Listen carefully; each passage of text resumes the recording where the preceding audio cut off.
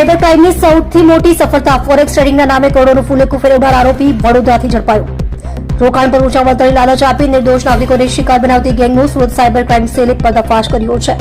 Forex ટ્રેડિંગમાં નફળ લાલચ આપી ₹56,92,000 છેતરપિંડી આચરનાર આરોપી સોમપુરી ઉર્ફે કિશનપુરી ગોસ્વામીને પોલીસે વડોદરાથી દબોચી લીધો છે। શું હતી સમગ્ર ઘટના? ભોગ બનનારને botlfa.me નામની વેબસાઇટ દ્વારા ફોરેક્સ ટ્રેડિંગમાં રોકાણ કરવા માટે પ્રોત્સાહિત કરવામાં આવ્યા હતા। ઠગબાજોએ દર મહિને 5 થી 6% વળતર આપવાની લાલચ આપી હતી। વિશ્વાસમાં આવીને ભોગ બનનારે ટુકડે ટુકડે કુલ ₹56,92,000 અલગ અલગ બેંક ખાતાઓમાં ટ્રાન્સફર કર્યા હતા। જ્યારે વળતર કે મુદ્દલ રકમ પરત ન મળી ત્યારે છેતરપિંડીનો અહેસાસ થતા સાયબર પોલીસમાં ફરિયાદ નોંધાવવામાં આવી હતી। પોલીસ તપાસમાં થયેલા ચોંકાવનારા ખુલાસા।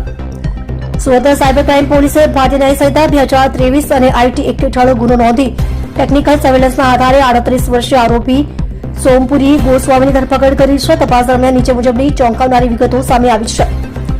આરોપી રોકાણ કરવા બદલ 10% કમિશન મેળવતો હતો અને દર મહિને અંદાજે ₹1,50,000ની કમાણી કરતો હતો। આ કૌભાંડનો મુખ્ય સૂત્રધાર લવિશ ચૌધરી હાલ દુબઈમાં બેસીને નેટવર્ક ચલાવી રહ્યો છે। અન્ય એક આરોપી દીપક ગોસ્વામીની પણ સંડોવણી સામે આવી છે। પકડાયેલા આરોપી સોમપુરી અત્યાર સુધીમાં દુબઈ અને બેંકોક સહિત કુલ 18 વખત વિદેશ પ્રવાસ ખેડ્યો છે। જે બેંક ખાતાઓમાં રકમ જમા થઈ હતી તેની તપાસ કરતા જાણવા મળ્યું કે આ ખાતાઓ સામે દેશભરમાં કુલ 50 ફરિયાદો નોંધાયેલી છે અને અંદાજે ₹10,02,00,000થી વધુની છેતરપિંડીનું જોડાણ ભરાવ્યું છે। સાવચેતીના પગલાં। સાયબર નિષ્ણાંતોના મતે કોઈપણ અજાણી વેબસાઇટ કે એપ પર ગેરંટીડ પ્રોફિટની લાલચમાં આવી રોકાણ કરવું જોખમી છે।